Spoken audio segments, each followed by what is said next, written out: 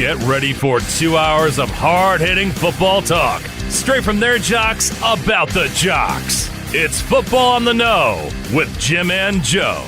Well, they say it's not the X's and the O's, it's the Jimmies and the Joes. All right, what's going on, everybody? Welcome to another episode of Football on the Know Show. I'm Jim McPhee, and of course, Joe DeCapita is not here tonight. He's going to be away for a few days at Man Camp. That's right. At least that's what I'm calling it. He's away with some boys here. A bunch of friends of his, they're getting a house, and they're all out towards Buffalo right now. So hopefully they're celebrating, another Buffalo Bills victory and having a lot of fun out there in the backwoods. But he also can't get the internet out there where he is. So if he's able to join in, at least in the comments, that'd be really cool. You guys also let us know what you want to talk about in the comments too, because I'm just kind of riding solo here tonight. We're going to talk about whatever you want. I'm going to bring up a couple other subjects quick. But then, we can do whatever you guys want to do. But let's first tell you guys, that if you guys haven't subscribed to the show yet, I mean, what the hell are you guys doing? So you got to go to YouTube. Look up Football on the Know Show, hit the subscribe button, let you know whenever we go live too by hitting the notification bell. That's right. So then you can find out what we're doing all the time, like a bunch of weird stalkers. How about that though? But we love it. We love you guys out there. We're like a big family out there. So let us know what you guys want to do in the comments. So like I said, Joe, hopefully he can join us either in the comments or whatever he can bounce on. I know internet's pretty spotty there in the backwoods, but I know he's going to be having a lot of fun there. So first, let's get right into it. I think one of the games people were really watching last week was the Lions and the Bears to see what happened. A lot of people feel like the Bears had something going on week one. Caleb Williams, you saw a little bit of him listening to, Ben Johnson. Ben Johnson's offense doing well, but I feel like the first half in week one, like it was all planned, scripted, but once it got down and the chips were down and we needed him to step up to kind of make some plays, and he got off script. You know what I mean? He started to go away and started, coming up with his own, things, started ad-libbing and things like that and going improv. And that's what we saw more in week two. Week two, it just seemed like he was going improv all game here. You're getting rushed, getting scrambled, getting pressured. And the Detroit Lions, I knew that this week they really wanted to make a statement. I know it was Ben Johnson's homecoming, so they really wanted to kind of really put it on him, but it was brutal. Like, it was nuts. He could not wait to get out of Detroit there after his homecoming to play his old team. And after all the talk of what an offensive guru he is, they got shellacked. The Lions all over this team. They just kept scoring. Every time I looked, it was just like that. When I was watching Red Zone, that's all. It seemed like it was just Detroit Lions highlights. And it was funny too, is because you see week one, the way the Lions were kind of just didn't look like themselves. Was it the fact that Green Bay is just really that good, or they just were unprepared, going in off of a good season, trying to bounce back here, defending divisional champs, just kind of got punched in the mouth. So this week, they really turned it on, really unloaded. And what does that say about both teams? I'm going to give a shout out to Rise Up Dirty Birds in there in the house with us early. Did you see the Falcons defense? We went crazy. Yep. And, I was wrong in that one. You got me on that one, Rise Up. Again, I was looking at that game and I was like, well, I want to see what this looks like here. Let's feel it out. Maybe, Minnesota does turn it around here. And no, it was pretty much what I thought last week. The whole Minnesota Vikings offense was putrid, looked terrible. JJ McCarthy does not look ready at all. And week one, they were lucky to get out of there with a win because of a phantom pass interference call. This week, more of the same. That defense played it the hell out of that game, though. That the Minnesota Vikings defense, they did all they could do for that offense. And, JJ McCarthy couldn't get it done. But then, they also started to get more, injuries on the offensive line too. So that didn't help him at all. So he was getting pressured all day long. That, Atlanta Falcons defense, like you said, rise up all over it. And your offense, and I think Michael Penix Jr. looked pretty good too. And we had, again, some more sightings, of your tight end, but still unable to score points, touchdowns. You got a game of field goals throughout that whole game. But yeah, like you bring up 6 sacks is crazy, plus 2 interceptions. Exactly. So defense played really well. Both defenses played well, but it was a bend till you break. And Minnesota just couldn't get it done. Again, offense was terrible. Aaron Jones was terrible. I mean, this team is in shambles, and I'm wondering what's going to be going on this next couple of weeks here. I know they went and grabbed Carson Wentz, so he's going to come in and he's going to be starting now this week for the injured JJ McCarthy. But what's your future now? I mean, it's happens to be opportunistic that the Vikings don't have to necessarily bench JJ McCarthy. Like, oh, this guy's sucks right now. I'm like, what do we do? Are we stuck with him because we put all of our chips in one, line here in one pile, and it doesn't look good right now. They gambled and it looks like they're losing on this one. But Carson Wentz, again, what is 6th team to start for in 6 seasons. So he's been around the block a little bit, but he's a veteran.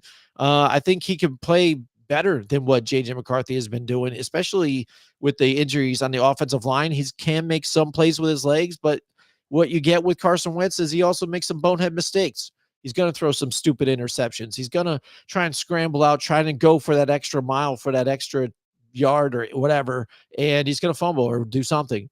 Let's hope that he doesn't, because, again, one thing we have seen with Kevin O'Connell and his way he kind of gears things in what he's done with Sam Darnold, you know what I mean?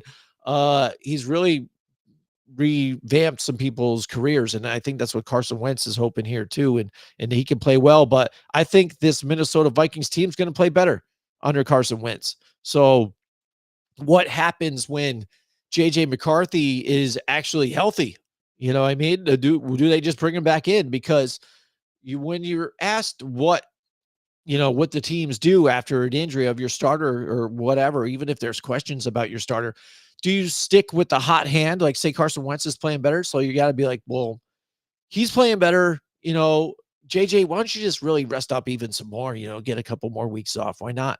Do they play it that way, or do they instantly feel obligated because, again, they've basically threw it all out there when they didn't get another real genuine backup, didn't get a veteran behind him at all, didn't re-sign Sam Darnold, this is what they did. This is what they bought in for. So do they make that switch when he comes back healthy? That's something to watch in a few weeks. We've had a couple of quarterbacks go down this past week here. Injuries are piling up. Joe Burrow, I'm sorry for him again. He's got another offensive line that's terrible. And once again, injured for 3 months. Level 3 turf toe. Oh my goodness, this guy. And I don't think it's the fact that he's like, injury prone, really. And the fact that he's not, doesn't have a frail frame at all. I mean, he's been working out and building more muscle, building more meat, so he doesn't, get as injured. But when you get a whole pile of dudes all over you, falling on you all the time, you're getting pressured nonstop, you're going to end up with injuries. Next, going back to Rise Up, Dirty Birds said, I think we'll put up touchdowns against the Panthers. Oh, hell yeah. I think you will too. I think that's a big positive thing. Excuse me.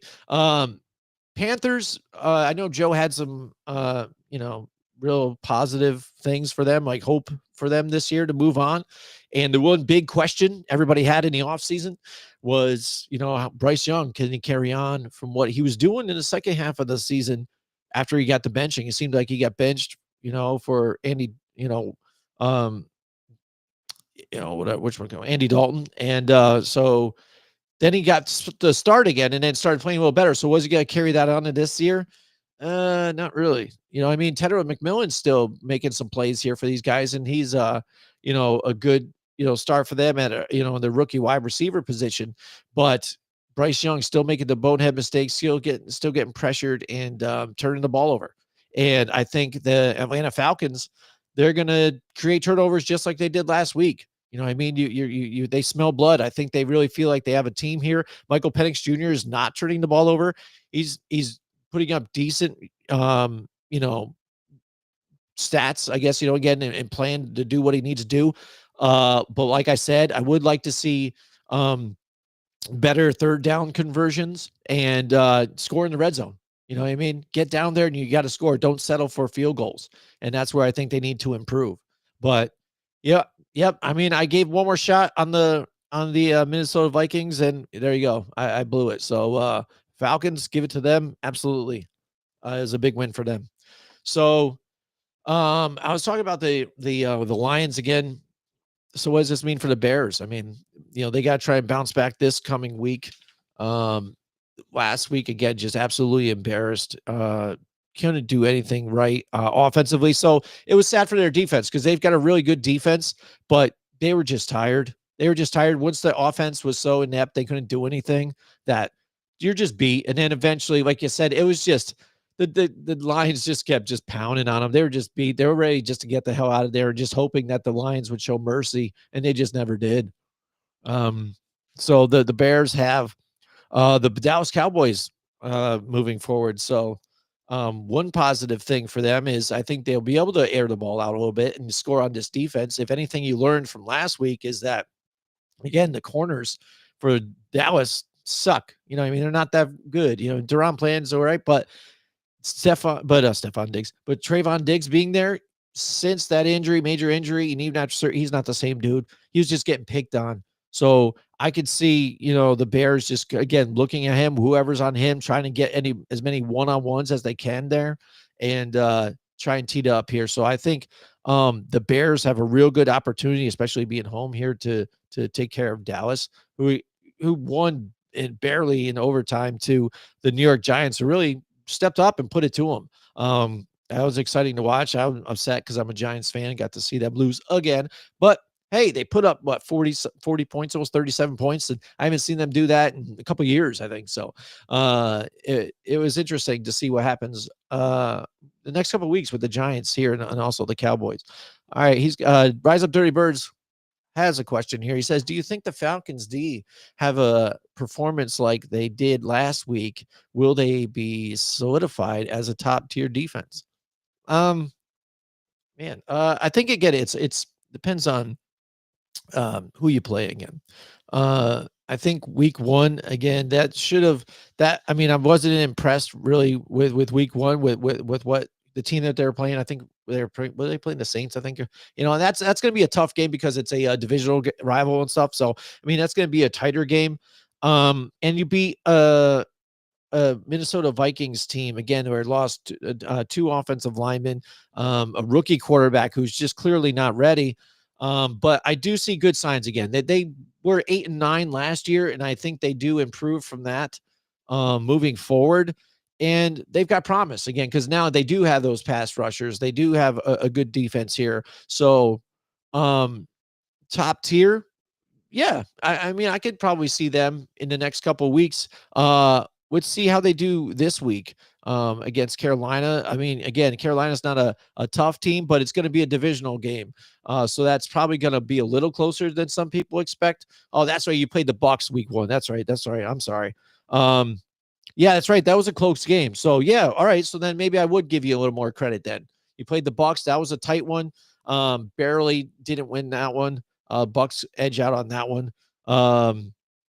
But the Buccaneers don't look the same either as last year either. So, this season so far is a little up and down. When you look at the 2-0 teams, and there's a lot of them too, the 0-2 teams.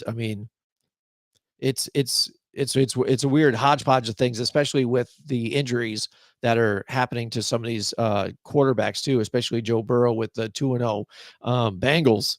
I think they're in trouble, and now they might just sell out their whole season here because missing him that long. I don't think Jake Browning is the answer. I like him, but again, he's still unproven, still going to do turnovers, still going to do things like that. So I'm wondering if some of these teams, especially that team, how desperate they are to try and grab somebody. Do they make a trade? Do they, do have Kirk Cousins there in Atlanta. So I think Atlanta's going to want to hold on to Cousins as long as they can, but they do have that in that pocket, and they do have that to trade away. And I think we're waiting for a team to really get desperate, and we'll see which team that is first moving forward. Well, you see he's ready too. You look at Kirk Cousins on the sideline, like you see normal backup quarterbacks, right? They've got the earpiece in, listening to the plays. They're just chilling, or they got a clipboard or whatever. Kirk Cousins was wearing his helmet like the whole time. Like he was ready to go in, right? Like it's so funny. He's just like, yo, put me in, coach. I'm ready. I'm ready to go. Ready to go. Almost like I wasn't sure even too when I saw it, like, do they have design plays they're going to put him in here? Like, why is he wearing his helmet right now? Like he's ready to get in and he's itching to play. So I think he'll just have to wait though until some team gets pretty desperate. Rise Up says maybe the Bengals will trade for Kirk. Yeah, maybe they will again, but again, you're looking at money to be invested in. You know how penny pinching they were to try and get even Trey Hendrickson back in, and they paid their wide receivers, Joe Burrow. So what are they going to do then? So again, it's all about desperation, whether they, think that they could still make it with the team they have. I really don't, again, because the defense is lackluster. Trey Hendrickson's getting pressure, but not being able to get there. If you got a quick release and get the ball out quick, and that's one thing, that teams have been able to do, especially last week.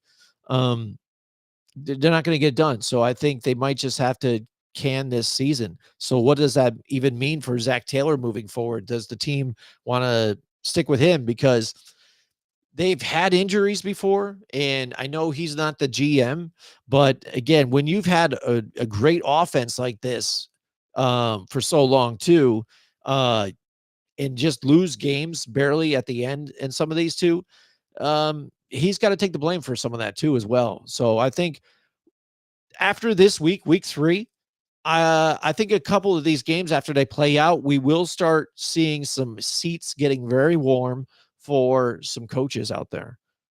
Some you probably expect, and some maybe you've been thinking that maybe it's about time they've been calling for this. I think Mike Tomlin's seat could finally be warm because if you look at the Steelers, right? Look at the Steelers right now. To me, the Steelers more like Steel Magnolias. And if people are too young to know what that is, it's basically an older movie with a bunch of old gray-haired women getting together, almost like Golden Girls, and this is pretty much the way these guys look. For week 1, barely lucky to come out with a win against the Jets. Jets looked really good, so much that it surprised us. But maybe on the flip side, it was just that the Steelers were just that bad. I mean, they barely were able to come back into that week 1 game and beat the Jets. Jets get shellacked by the Bills, an elite team, a top-tier team.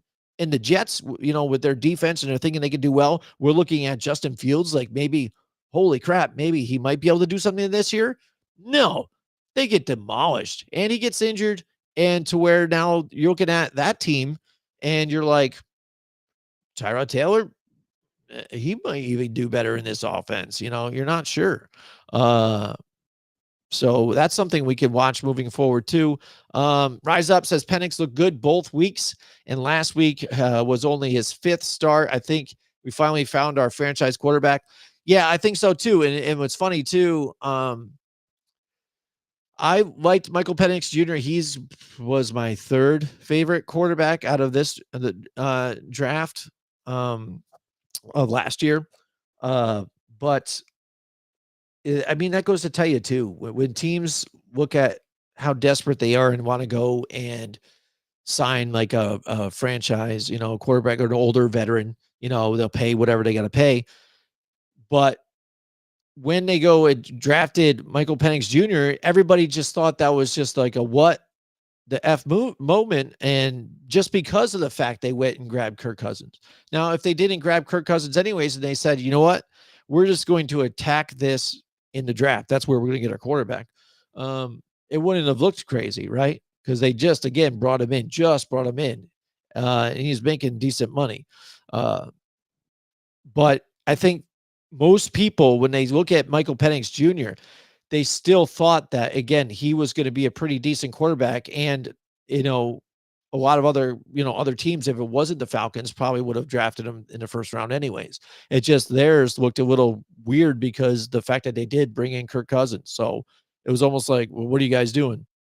Because most times when that happens, they're not going to go out and sign a big free agent. They're going to go and grab somebody like an Andy Dalton or whoever. You know what I mean? Joe Flacco. Look at Joe Flacco now for the Cleveland Browns. You know what I mean? You're paying them a dime a dozen, peanuts, and not expecting him to do much, but see what happens. And he's got that veteran presence. But Michael Penix Jr., yeah, absolutely. I was watching the game. I don't get to watch too many Falcons games, but I was keeping a big eye on this one. And I think he played well. Yeah, I give kudos to Michael Penix Jr., and it does look like you've got your franchise quarterback. And now I think you have the chance. Now you got him, on his, rookie deal still. Add more weapons again. And now you look at that defense, that becomes a top tier defense. You get even another weapon here for them.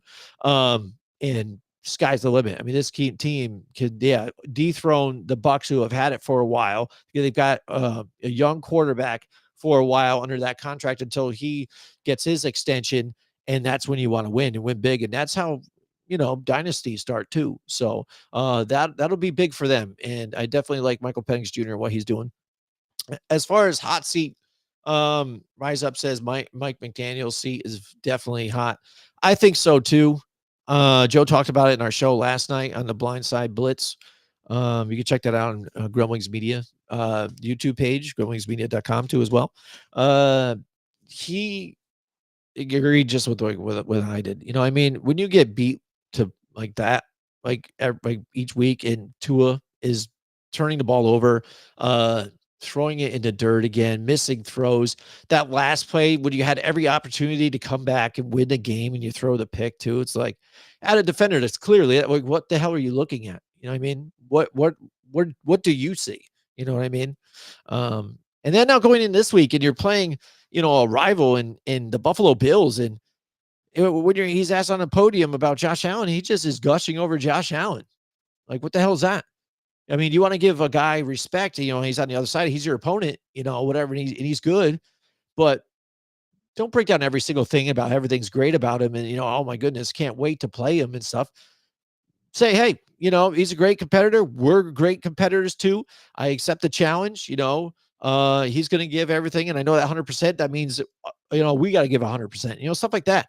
Lead your team, give the rah-rah, because that's what you guys need right now, because your teammates, Tyreek Hill especially, even too, tantrums coming, upset, you underthrowing the ball, another one this week, not looking good. Defense, not looking good either. So if you were going to be honest about things, you should have just been honest about how terrible your defense is, how Josh Allen is going to shred your defense up. So I could see Miami again. It seems like the luster is gone. Mike McDaniels, he had a different feel. He's a brilliant mind on the offensive side, but he's just more, I think, a player's dude. He's a dude that hangs and chills, and they like him, but he's not motivating this team. He's not getting them to a different level. And I think that's what they need.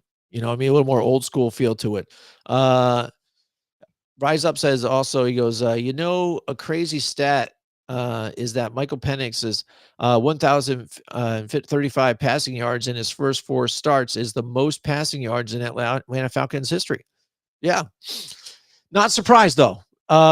Think of an Atlanta Falcons. Well, I don't know how old you are and stuff, but how long you've been an Atlanta Falcons fan. But think of quarterbacks from, that were that played for Atlanta.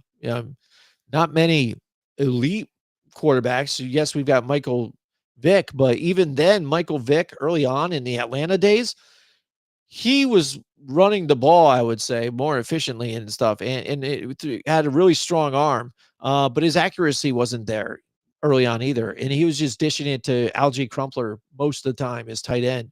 Not going to give you a whole bunch of chunk yards here and there, and he was pretty much one of a kind, that we haven't seen in some time, with being able to scramble and make some plays. But besides him, again, I mean, Matt Ryan, I get Matt Ryan. That one might be a good one there too, because even under Kyle Shanahan's offense, they had a good air attack too. But he had a rough start too. I think Matt Ryan didn't really get it going until I think year 2 or so. Him and Joe Flacco kind of started to pick up right around the same time. I think they were even drafted the same year, maybe. And people were looking at them, were like, I'm not sure how to feel these guys out. Like, they're pretty good. Like, let's keep an eye on these guys, and see how they do. And one thing I think so far about Michael Penix Jr. is I feel like he's not going to get flustered. I feel like Matt Ryan, when the chips were down, he wasn't Matty Ice, even though people call him Matty Ice and stuff like that. There was multiple times in big games where I think he just choked. He overthrew players. I think even in that championship game when he had Tony Gonzalez open, just threw it like behind him and over him. I just missed it completely. Easy completion for the game-winning field goal. And then the bonehead mistake in the Super Bowl too, running backwards to get the sack to get you out of field goal range too. But no, that's a good one too, Matt Ryan. So that could be surprising here that Penix has more yards than him in his first first 4 starts. But yeah, I mean, that's an interesting stat. That's good to know. Thanks for the stat. Rise up.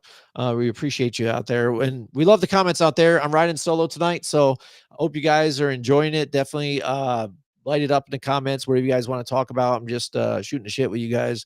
Talked a little bit about the Detroit Lions, how they bounced back a bit. The Bears, how they've got their work cut out for them. I think they really got to step up this week. I think Caleb Williams needs to pay more attention. And again, following the playbook instead of what color nails he's going to wear. Maybe Ben Johnson starts writing the plays on his fingernails and he's looking at this, or paints it down there, makes a play, depending what his name is, like Passion Pink, Index, Pinky, go, like who knows? But I think they need to definitely get some things going for them, or else they're going to be at the bottom of the division again.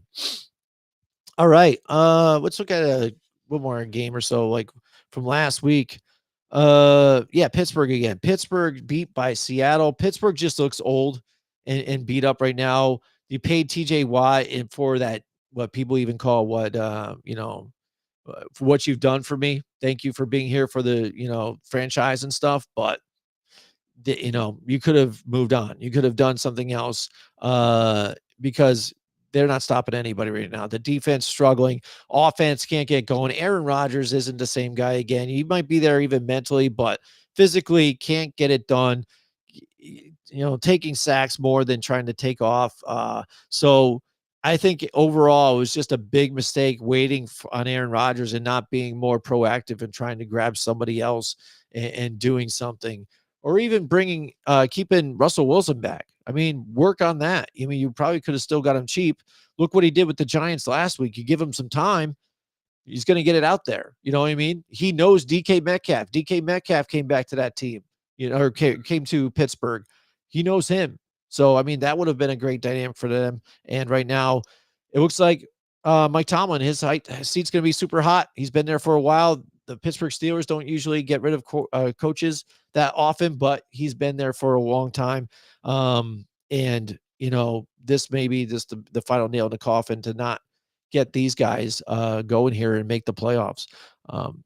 Rise Up says, I don't think this will happen, but if we blow out the Bills week 6 on primetime, do you think we'll be considered a top tier team? If you blow out the Bills, absolutely. I mean, that's just an easy question. Like you said, I don't think it'll happen. But I don't think the Bills even are that dominant right now either too. Yes, they beat the Ravens, but I think the Ravens, again, they don't beat themselves, but they get into a mode where they're rolling, they're feeling it, and they just almost feel themselves too much. They're just like into it, they're getting going, everybody's and enjoying the party, and then all of a sudden, turn over here or whatever, or just a 3 and out, and they're like, yeah, whatever, we just got to kill some time. You don't go in kill time mode, especially with a guy like Josh Allen, who's a gunslinger. Yes, it could kill him a lot of times, you know what I mean, with some picks, some throws, Aaron throws, but he just took over the game flat out. He's like, listen, if I'm not going to just air it out and hit some of my guys. And, one thing that has stepped up is Keon Coleman really stepping into his role in the year 2, making plays with his legs all over and just dominating. And the fact that James Cook is a good running back and he deserved to get paid, and he's proving it this year again. a lot of people had questions about when he was, holding out or whatever, to try and get a payday. They're like, he's this and this, but especially when he gets into the red zone, I mean, he's one of the biggest scorers out there. But this year he's running angry. You talk about angry runs, this guy's running angry, breaking tackles everywhere, making some plays. So that's going to be tough. So when Atlanta does play them again, you know what you're going to do. You have to stop the run. Stop the run, make Josh Allen be the full-time runner. And then that's, then you got your hands full still there, but that's got to be your first attempt to take care of that. So, all right. So, Daniel Jones, Indianapolis, holy crap. Again, I'm not surprised because I thought it was a better choice for him being the starter anyways, that he could have a better season with the Colts, a different change of pace. I think he still could be good. You know what I mean? People want to break quarterbacks into top tier, top 5 or whatever, or they suck. You know what I mean? If you're not top 5 or you're not top, you suck, right? You're just, you're nothing. I think there's plenty of quarterbacks that can be serviceable or good that can still win, Super Bowls. And we've seen it multiple times. Quarterbacks that aren't elite still winning Super Bowls because, you got a good defense, you got a good running back, you got some good wide receivers. That stuff matters. You got a good team around you. You know what I mean? And it's not just championships aren't won by one player. Yes, it's good to have a franchise quarterback that you can, rely on or be that superstar. But look where it's getting you with Kansas City right now. Patrick Mahomes running around trying to make plays all by himself.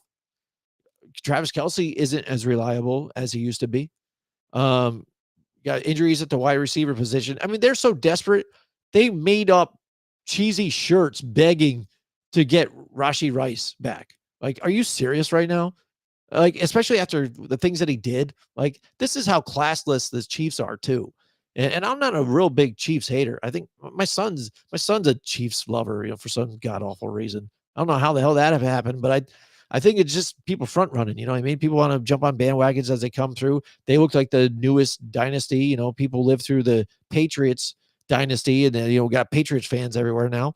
But the Chiefs, again, what the hell is this? Why are you wearing shirts that try and free Rashee Rice? Like he's a political asylum or something like that, like Nelson Mandela or something. Like, really? Are you serious right now? Dude, reckless driving in his sports car, he smashes, gets loose control, almost, kills children and women. Like, you want him out? Like, please, let's get him back. Really? Like come on, Kansas City. But to get back to Mahomes again, he's doing it all on his own here. He's going to get frustrated pretty quick. So Kansas City, they're not the team of old either. So, I mean, this season is really crazy. I can't wait to see how more of these stories unfold and the way these teams pan out here. Because we saw week 1, week 2, and it could be completely different next week. Trust me, when I do my picks, usually I suck week 1 and then week 2 because I overreact to what week 1 was. So then I lose and suck. But then week 3, I start to kind of get it. But this year, I'm doing pretty good so far. I think I have like 26 wins or so. Not too bad. All right. Rise Up says, I do think it will be a close game. Yeah, I think so too. I think the Atlanta and Buffalo Bills game, when they do play, I think will be close. I think that will be a closer game than most people expect. And I can't wait for it. I can't wait for these games further down the line. So I was going to play some music in the background, but for some reason, Restream has some really crappy music now. I don't know what the hell they're doing. They even have like rain and some other crap. Like, what is this? Is ASMR podcast? Nobody wants to listen to that crap. So unfortunately, there's not going to be any music in the background or anything. So hopefully this doesn't sound dull and is boring to you guys. But let me know in the comments too what you guys think on, even your team too. But on these picks, pick along with me. Why not? What the hell? What's going on? Joe's not here, so I can do whatever I want and pick whatever I want here and don't have to listen to him. So maybe he'll light up in the comments though. How about that? Let's hear it from Joe. Maybe he can do his picks in the comment section. All right, Thursday night football. Tomorrow night, we got the Miami Dolphins and the Buffalo Bills. Dolphins, what a game to try and get it right? You lay eggs first 2 weeks, and now you've got to play your arch nemesis. Your quarterback's salivating over them to where, Haley, has got to be like, dude, I've got to put like a restraining order on Tua, I think, right now, because this is weird. But Miami, they can't do it against Buffalo, especially Buffalo at home. They're going to go nuts there. It's going to be crazy. Miami, they're just not very good right now. Some people say that they're worse than the league. I don't think they're the worst, but they are struggling right now. And the Buffalo Bills, I think even though, again, most divisional games are tight, I really don't see this one happening here. I really don't. So I'm going to go with the Buffalo Bills as well. Dirty Birds, you're on board with me there. Buffalo too as well. Where's my man Dan at? He's a big Buffalo fan. I'm sure he's all in on that. Joe is out in man camp at a cabin or something with a bunch of dudes camping out near Buffalo. He didn't give me the city or whatever, but it is miles away, and he kept getting kicked from the internet. He was in a room that had even some mounted animals on the wall. So this is what's funny and interesting about that. So I told him to try and get some of that in the backfield and in the background, but he couldn't get it going, and he kept getting booted. So he's out in the woods. Hoping he's enjoying himself, getting a little break, and enjoying himself. So I hope he has a good time, and we'll get to see him next week. All right, next Sunday here, September 21st, let's talk about the Atlanta Falcons and the Carolina Panthers. Carolina at home. They just don't look good again. They're young and still trying to figure some things out. Had a little bit. It was a little closer with I think they played the Cardinals last week, right? It was a little closer. Like the Cardinals, yeah. Cardinals had that game again, like way ahead. Like they had 20-something points early, and they let like Carolina kind of come back in this when they took their foot off the gas, and then it almost came right back and bit them. But again, Bryce Young getting pressure, bonehead moves, dumb mistakes. And so I think, again, you're going to see this same thing. Rise up, Dirty Birds. I'm not just kissing your ass now, too. I think Michael Penix Jr. looks pretty good. He's looking real good. And I think against this Carolina team, I think he's going to do well as well. Carolina is just not going to be able to ball with these guys. Bijan Robinson, we talked about him being a top 5 running back. And again, I was like, I'm not sure, maybe, this and this. And Joe instantly, afterwards was like, yeah, totally. But the way he's running right now, he's running like he's probably the best running back in the league right now. So, and that's not just me blowing smoke up your ass. So I think right now, again, with all phases, he's getting stuff, in the passing game, but then running, he's an animal, and he's really getting it done this year, and he's making it a statement year. All right. So, rise up. He says, definitely not worst, Miami, as when the Saints exist. Yeah. Yeah, exactly. In the Saints, but yeah, they're just bad. Yeah, I'm not gonna even try and talk them up. I don't like Spencer Rattler. I don't think he's very good either. So yeah, the Saints are terrible. They've got to be the worst. Especially after the Giants did what they did against the Cowboys. So they can't be the worst, at least at this point. But the future, we'll see what the future holds, right? So yeah, we got Atlanta taking out Carolina. Next, we got the Green Bay Packers and the Cleveland Browns. I stated last night on the Blindside Blitz on Grumblings Media, YouTube, and grumblingsmedia.com. You guys check that out. We're live every Tuesday night at 9 Eastern. Joe asked me who's the best team out of 2-0 teams even right now in the league, and I got to say right now the Green Bay Packers. Not all stats show it, but you can see it on the field. Strength of who they played so far too. They really took the Lions to the woodshed, in week 1, a convincing win last week. And again, playing well on all phases. Jordan Love playing mistake-free football. I mean, they're a scary team right now. So if they can keep it going and into the playoffs, because that was my question too, once the Micah Parsons signing happened, you took a top 5 defense, added Micah Parsons, and then this offense who roars pretty well during the regular season.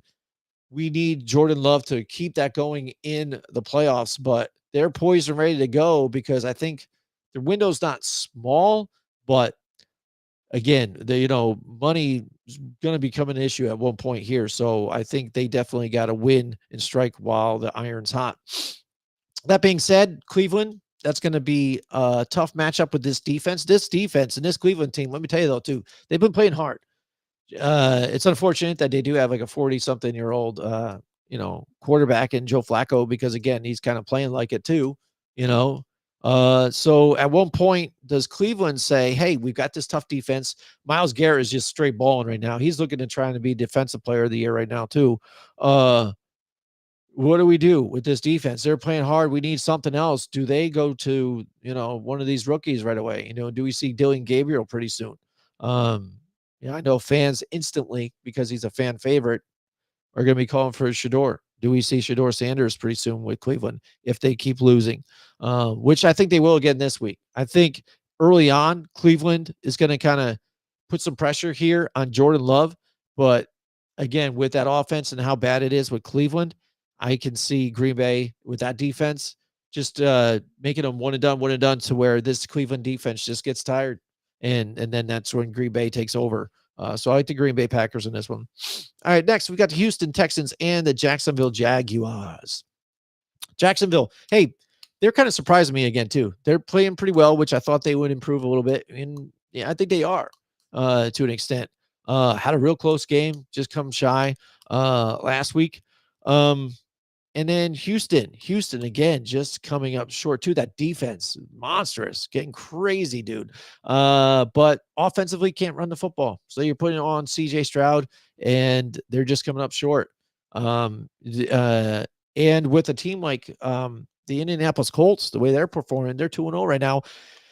Houston, to where I thought they were going to take this division, and then, we'll see what the Colts do. I think they had promise. I thought they were going to get maybe, at most 10 wins. But Houston, they've got to win. They got to win now, I think, even too, because I don't think Jacksonville is exactly a slouch. It looks like the Titans are getting better. I don't think they're great, though, again. But now you got to keep your eye on the Colts. You really got to watch these Colts now. But that being said, against Jacksonville, it's going to be a tight matchup with the defense. But I just think Houston's defense is going to overpower that Jacksonville offense, who's still trying to get some things together. And I see Houston finally to get in the win column on this one. I'm going to take the Texans here. Cincinnati Bengals, Minnesota Vikings. Oh, my God. The tale of two quarterbacks that are just done right now. So you're going to get Carson Wentz, and you're going to see Jake Browning. Woo! I'm excited for that. We can tell. But one thing that Minnesota has that Cincinnati doesn't have is a defense. You know what I mean? That's bottom line. I don't think Trey Hendrickson and company is really going to get to Carson Wentz as much. Because especially, they still have, even though Aaron Jones is injured, they still have a running back in the backfield too that they can just pound a rock too. So they can run the ball all day. Carson Wentz, I don't think he played for some good Eagles teams, but to have like Justin Jefferson, Jordan Addison coming back, TJ Hawkinson right there. I mean, he's got so many weapons. It's going to be, I don't think he's ever had this he's never played in this playground before. I mean, he's going to have fun. He's going to build some major sandcastles in this sandbox, buddy. He's going to have some fun. I think Cincinnati's doomed on this one. Jake Browning, multiple sacks, multiple turnovers. So I'm going to give it to the Minnesota Vikings at home with Carson Wentz here. All right, so next we've got the Pittsburgh Steelers and the New England Patriots. New England really performing last week. We saw Drake May play maybe his best game yet. Pittsburgh and Aaron Rodgers maybe even played his worst game yet. I don't know. They look pretty putrid. Pittsburgh looking to kind of bounce back after that loss, but I think New England at home, Drake May, and the way that these guys are rolling under Mike Vrabel too. I think they're building off of that win last week. We've looked at this Pittsburgh team to where they're not really scary. We're not scared of that defense. We're not scared of Aaron Rodgers anymore. Aaron Rodgers isn't Aaron Rodgers anymore. That guy left the building a long time ago. So his spirit is out there on the field somewhere, just floating around, with the ayahuasca. But so that being said, with this New England, I think they're going to perform in this one. I think it's a little tight because, again, Pittsburgh, I think, is going to try to make this one close. But being at home, I'm liking the Patriots in this one and Drake May. And I don't really know if that's an upset or not. I don't know who's the favorite in that one. Let me know out there, you guys. Rise up 30 Birds out there. He's got a comment and says, Danny Dimes is going to revert to his old self week 10 in Germany. Week 10. I didn't look that far ahead. Who are they playing week 10? Let me know in the comments too. I didn't look ahead on that one, but interesting. Who knows? Who knows? What do you guys think about all those international games this year too? I mean, it's just crazy trying to follow them all over the place, get up early, got to get a bunch of different streaming services out there. It's really a pain in my ass. I really don't like to get bothered like that so much, man. It sucks. But all right, next to the Los Angeles Rams and the Philadelphia Eagles. Rams, they're good, but they don't look as good as I had hoped. They're still good though. Oh, they're playing. Hey, that's why you're saying it. They're playing us. They're playing us. You and I. See, you and I are even going to kick the shit out of Danny Dimes, right? And we're going to win. We're going to make him revert to his old self, right?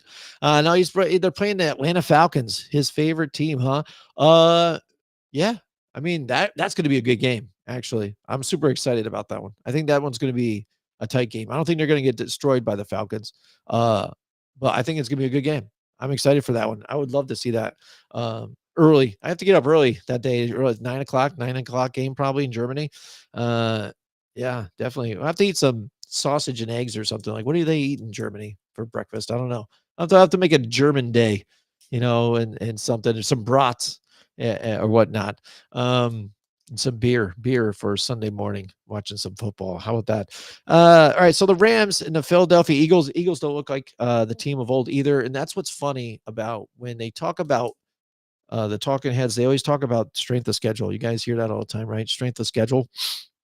They got the toughest. They got the easiest. Blah blah blah. All right. Well, how do you guys figure strength of schedule? Well, we take all the playoff teams from last year and records and shit. And blah, blah. It's like, okay, but a lot of those teams aren't even the same freaking team. So what the frick does that matter?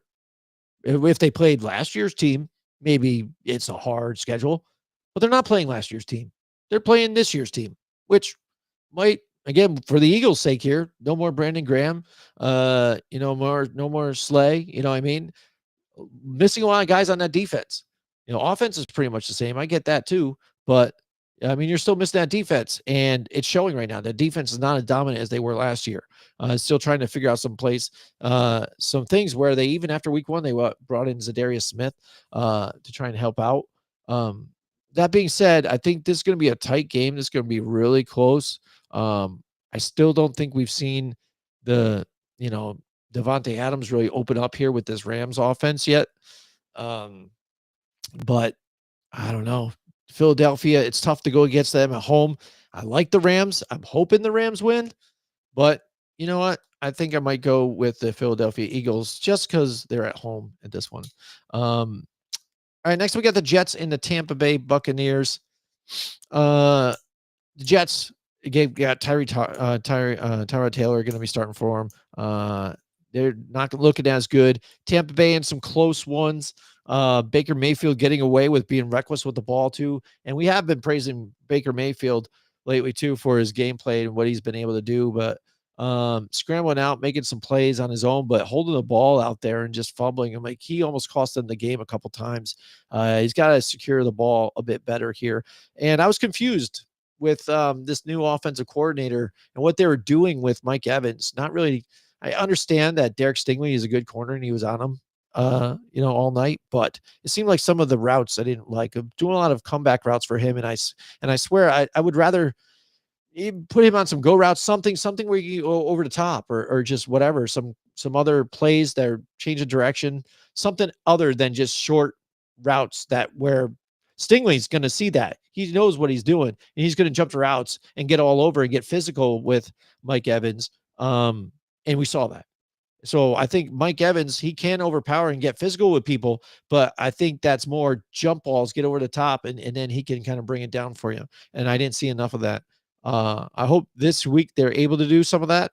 The Jets with Tyrod, I think they'll be okay, but Tampa Bay at home against the Jets, I'm going to take Tampa Bay on this one. I can't jump away from that one.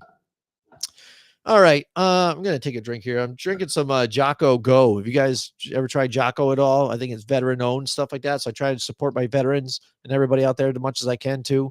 Try and drink as much clean stuff as I can too. So get a little energy from this stuff here. I'm drinking a pink lemonade tonight. All right. I got the Indianapolis Colts and the Tennessee Titans now. So I think this is going to be a close game. It's divisional rival. Those are always tight, no matter what the personnel is. Wouldn't it be funny if this is the team that brings Daniel Jones back down to earth, huh? How about the Tennessee Titans and that defense getting it going? Cam Ward, again, finally getting to see some of him play again. Looks okay. Again, he's got a lot of time, though. He's got a lot of time, and he's holding the ball.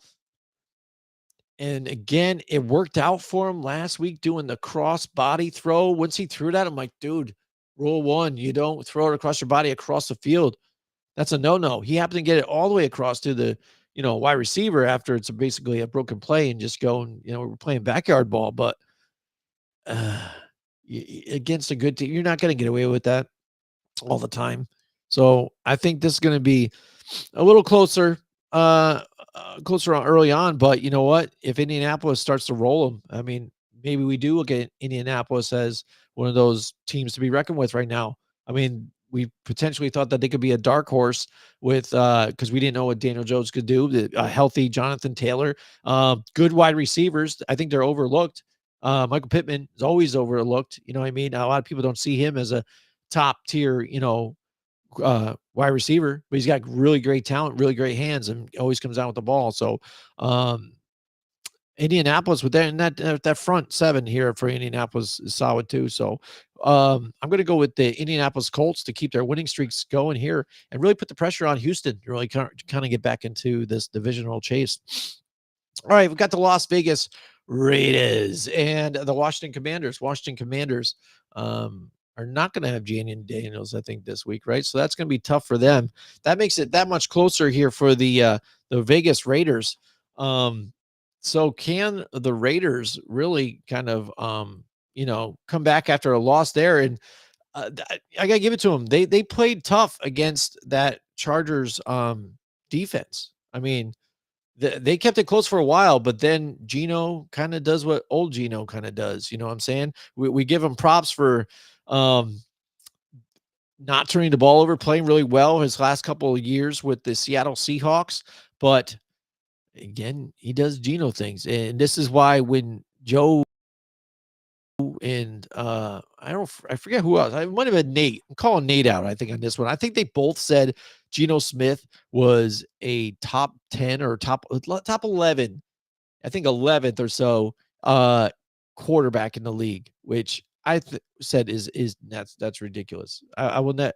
Geno Smith, the stats he has, where I think stats can prove your point to an extent, but I mean, if you're a team that can't run the ball at all, you're going to be passing more often, right? You have most attempts, and throw it. That's what you're going to do, and that's where you're going to get some more yardage there too. So if you can pass a bunch and get a bunch of yardage, you got some good talent. He had DK Metcalf and stuff like that for Seattle. You're going to get some of that. He doesn't have a DK Metcalf in with the Raiders. He has a Brock Bowers, which is good too. Excuse me. But Jacoby Myers, he's a good wide receiver, but I mean, he's not. Again, I don't think he's not like DK Metcalf. I mean, come on. So let's just be real with each other on some of this. So, Geno Smith, reverting back to Geno Smith stuff. So Janian Daniels injured. I don't know if he's going to be starting this game. I mean, we got some days until that starts, but knowing what I know, I guess right now, let's just assume that he's not. Maybe you want to rest him. You're going to put Marcus Mariota in. That game makes it a bit closer. You know what I mean? So, Rise Up Dirty Bird says Commanders are going to have to roll the Raiders. Yeah, they should to prove like what they are, but I think we got to look at the Commanders, I think, as what they are, right? Last year they had a terrible offensive line, right? Defense was pretty good. You got Dan Quinn there. You picked the right quarterback. Quarterback was playing really good ball, making plays with his legs, being efficient with the football. They got some good wins, got some good opportunities in the playoffs too, and had the best route to where they needed to go. I mean, let's be honest about that too. This year they did to get better. Invested in offensive line, got some key players, especially ones that know the system. But I don't think that automatically, just because what they did in the playoffs last year, makes them a top 5 team. I think they're good. I think they can be. I think they're top 10, but I think they're still easily beatable. And, they're not a top elite team, in the league right now. So I do think Raiders can kind of keep it close in this one. And I think if they do start Marcus Mariota, I think the Raiders win this game. So if Jaden Daniels is in, though, that's a game changer because I don't think having Max Crosby there is going to be able to do enough to stop Jaden Daniels from doing what he's going to do. So I'm going to go with the Raiders on this one. That's if Mariota's starting. If Jaden Daniels is, I'm going to Washington. All right, a couple more, and then I'm going to roll up out of here. Thank you so much, you guys, for sticking with me. Joeless, so I hope it's you guys are entertained and I'm not boring the shit out of you right now. But keep this rolling. Rise Up. He also says the Raiders is infected with the Geno Smith virus, so they're going to lose. Yeah. Maybe, but again, you got Marcus Mariota on the other side. And again, I've never been impressed with Marcus Mariota at all. And so I don't think even he's going to pull out a victory here against this Raiders team if that ends up being the case. All right, the Denver Broncos and the Chargers. Ooh, here we go. A good divisional rival game. Denver, I don't know, man. I mean, do I say that I'm starting to be right about this team right now so far? I don't know. It's early on, but the defense is good. I get it. You have Patrick Surtain and stuff. Franklin on offense really coming out as that key guy here for Bo Nix. But like I said, a lot of the same still stuff, and not everybody's falling for it. Teams have gotten real tight with these guys, and they're not rolling teams. Look at Indianapolis, just upset them. I didn't pick Indianapolis in that game. I thought maybe the defense was going to overtake it. Daniel Jones is going to get pressured, and we didn't see that. We didn't see it at all. It was close though. Again, if you want to question that call, even at the end with putting the hands on the center on the block where he missed the long field goal, but then was with that penalty was able to kick the easy chip shot. You can debate that. So technically, Raider or the Denver Broncos kind of almost should have won that game too. But they don't. They come out there with a loss. They play the Chargers. Chargers are a really good team. They won't have Khalil Mack. That's going to be a factor there. But right now, they're effectively running the ball, whether it be a Marion Hampton, Najee Harris getting some more touches too. Justin Herbert making plays with his legs too, as well, on top of getting into his key receivers. And I think this is going to be a shootout. This is going to be a tough game. But overall, I think I'm going to roll with the Chargers to keep this thing going and win a game here at home against the Denver Broncos. Rise Up says, we play in Washington in week 4. We almost beat them last year. Now we have a pass rush and a defense. Yeah, exactly. And I think they can. Like I said, I don't think Washington, because of what they did last year, automatically puts them in a top 5 position. They're not a top tier team. They're a good team. They're a playoff team. I get that. But there's a lot of games last year where they barely edged out and got it. And then they were that hot team. And they had I don't know about the easiest route, but they had a good route to get, to where they did last year. So a lot of that plays out though, for teams and seeding and where they go and what's the easiest, route through the playoffs. And I think they just performed, all right, so let's move on to the Dallas Cowboys and the Chicago Bears. Oh no, let's start the New Orleans Saints and the Seattle Seahawks. Let's do that. Saints, again, not a very good team. Seattle's playing better than I thought, at least initially. For Sam Darnold, again, he's doing enough to get it done. They had that surprise win last week for me. But again, I think really good defense. Mike McDonald there is going to get it done. Seattle at home is tough to play. Well, Sam Darnold, though, being able to just air it out to these guys too. Again, who you even have on this team right now? You know what I'm saying? Jackson Smith and Jigba, I mean, I think if they get the running game going, it seemed like they really were pressing when they started running the ball effectively. So I think if they can run the ball effectively against Dallas or against the New Orleans Saints, they're going to be able to pull this one out here. But again, Saints, we know what they are. They're not very good. I'm going to go with Seattle here at home. All right, next we got the Cowboys. Keep on trying to throw this game in there, but the Cowboys, Chicago Bears got embarrassed last week. They don't want to do that again here at home. It would be amazing if I think Caleb Williams lights up the Dallas Cowboys. I would be very entertained. I'm not a big believer on Caleb Williams either. I'm not as big of a hater as Joe is. Joe just cannot stand Caleb Williams at all. I just feel like he again is the poor man's Patrick Mahomes right now. But even what is Patrick Mahomes? Uh, I don't think we really see Patrick Mahomes go out there and read defenses and make audibles to change what's going on, what he sees and things. I think he just again puts it all on his physical talent and what he's able to do and his capability and puts it on himself to just kind of make a play. I think Caleb Williams tries to do the same thing, but still doesn't have some of the other, talent there too that you really do need out too. And being able to grasp the moment, the team. He's not that big moment guy. But all right, next. So for that game, I think it's going to be a tighter game. Again, I've said that probably every freaking one, but I think they all have been, except for Detroit last week. Man, that blew me away. But I would like to see Chicago win in this one. But that being said, Dallas, on the other hand, does have CeeDee Lamb. They're running on some good cylinders on offense. They have a bit of a running game going on. I don't know if Caleb Williams can get it done and score on this defense. I would like it. I would love to see it, but I just don't think that he can. So even though Chicago's good at home, I'm going to go with the Cowboys to get another victory in this one, which sucks. But all right, the Arizona Cardinals and the San Francisco 49ers, both teams 2-0. Arizona was my dark horse team. I said, watch out for this team. They're going to play better and they're going to get better. I did not pick them to win the division, but I had them getting better and advancing. And so far they are showing that. But look at what injuries have done too.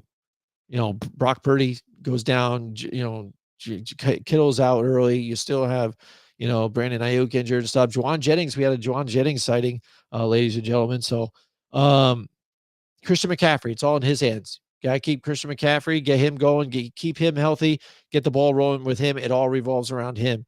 Mac Jones didn't look terrible. He looked pretty good. Can handle that offense.